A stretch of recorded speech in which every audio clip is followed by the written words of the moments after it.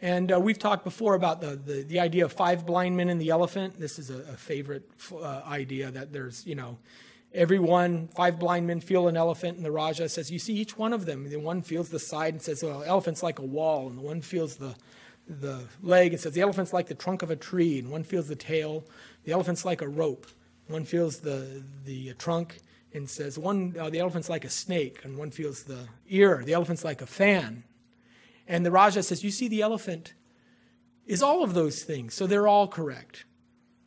And people will say, we see, all religions have some error of truth, some portion of truth. And I would say, well, you know what? There's 2 things that you're missing there. One is the fact that there's a Raja who can see the entire elephant, not just the parts. And he understands what each person is talking about when he talks about only the part. Because the person who's talking about the part is not talking about the elephant, they're talking about the part of the elephant. That's number 1. So there's a Raja who's determining truth. Number 2, there are certain things that those guys didn't say. They didn't say the elephant is like the wind. They didn't say the elephant is like a stream of water. Because there's nothing in the elephant that's like a stream of water. So even if there are some aspects of the elephant they got right, there are certain aspects of the elephant that can be absolutely wrong at all times for any blind man. And we miss that. So be careful of these bad analogies and make sure that you underline them. We want to use illustrations. We want to, and quickly, spot the fallacies. Self-defeating arguments I've talked about many times before. A self-defeating argument is when you do something like, I cannot say more than 3 words in English. Okay. That didn't work. Yeah. Right. There's no such thing as moral absolutes. Is that true? Absolutely? There's a problem with that statement. You shouldn't push your morality on me. Was that, you're telling me it's wrong? You're telling me I shouldn't do that? Yeah, then so that's your morality that you're trying to force on me. Is that correct? Okay. You can see the idea. A second fallacy that you hear all the time is what you call the genetic fallacy. You can't believe that. Glenn Beck said that. And I know Glenn Beck lied because when he told me X, it was really Y. Can't believe George Bush because George Bush lied about weapons of mass. This is the genetic fallacy. Okay, so what you're telling me is, and we use reductio ad absurdum, what you're telling me is if my 2nd grade teacher was convicted for perjury, which makes her a liar, and she taught me 2 + 2 = 4, I cannot believe that 2 + 2 = 4, right? See, that's the genetic fallacy. Just because the source of the information may be incorrect on some issues doesn't mean the information itself. Okay? For example, the Greeks had a very similar understanding of the soul as modern Christian theology. The Greek concept of the soul and the Christian concept of the soul are very similar. But just because the Greeks had a concept of the soul that's similar to Christianity, it doesn't mean that we can rule it out by saying, the Greeks thought of it before the Christians, so therefore the Greeks stole it from the Christians stole it from the Greeks. Well, even if they did, let's talk about whether the soul actually exists, not where it came from. Do you see the point I'm making? So, genetic fallacy can, here's one. You're a Christian because you were raised in a Christian country. How many of you have heard that one? If you were born in India, you'd be a Hindu by now. Well, that may be. And if I was born in 390 BC, I may believe that the earth is flat, but that doesn't make the earth flat. The earth is round regardless of what I believe. Let's talk about whether Christianity is true. See, that's the question. Here's another one. This is called argumentum ad populum, or argument from the Everyone believes evolution is true.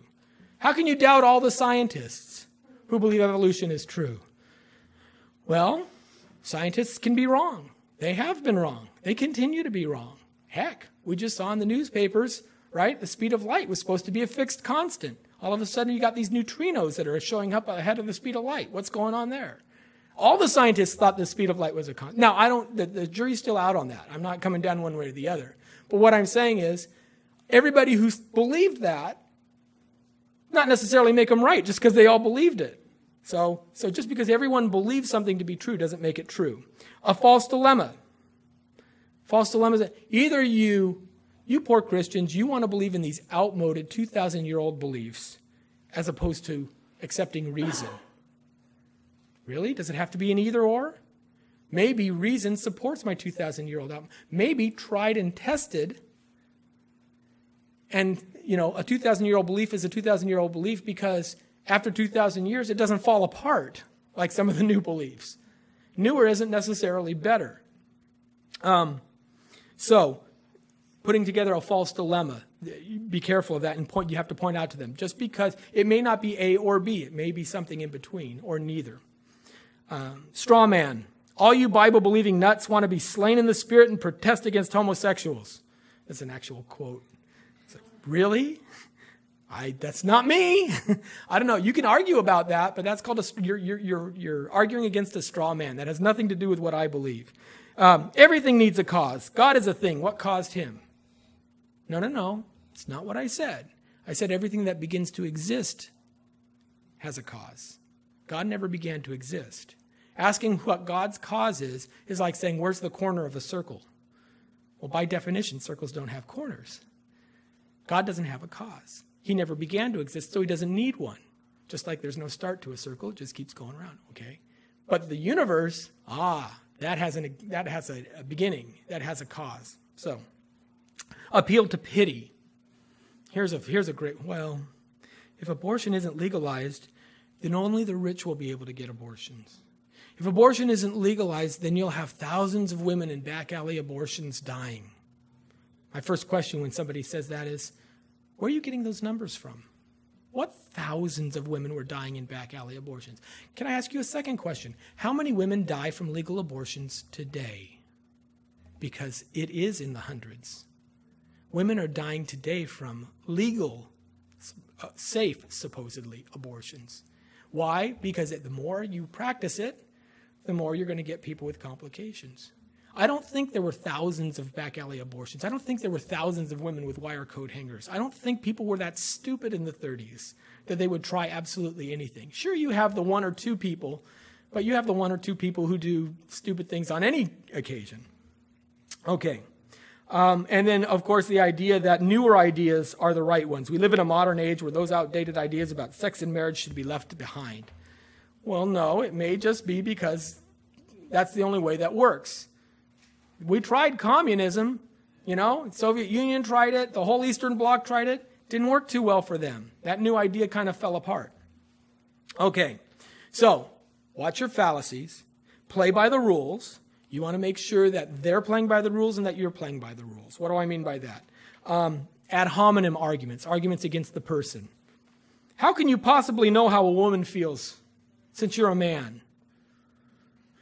Well, I may not know how a woman feels, but I still know abortion is wrong. So are you saying that only female gynecologists can treat their patients? What do you mean? Richard Dawkins, in talking about Philip Johnson, says, Philip Johnson is a lawyer. How can he know about evolution? Because he read and studied it.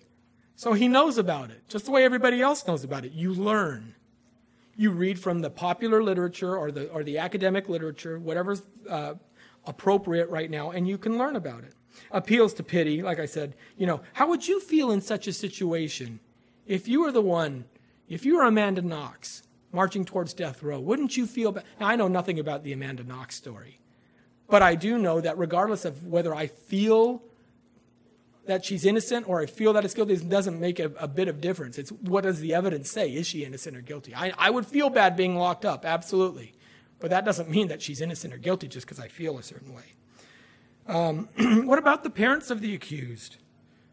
But they don't choose to be that way. They're really torn. They have a tough life. I understand they have a tough life. People born paraplegic have a tough life too. They don't choose to be that way, but they don't say that everybody else has to change their lifestyle for them. I mean, there's a lot of people who don't choose to be that way. It doesn't make the condition right and something we should foster. And then, of course, the last one is argument from force, or argumentum ad baculum. Just because someone shouts doesn't make the argument true. Okay, I had a guy, again, when I was walking in Glendale, who was yelling, and this was right when the Iraq thing was going on full scale, 2003 or something like that, 2002.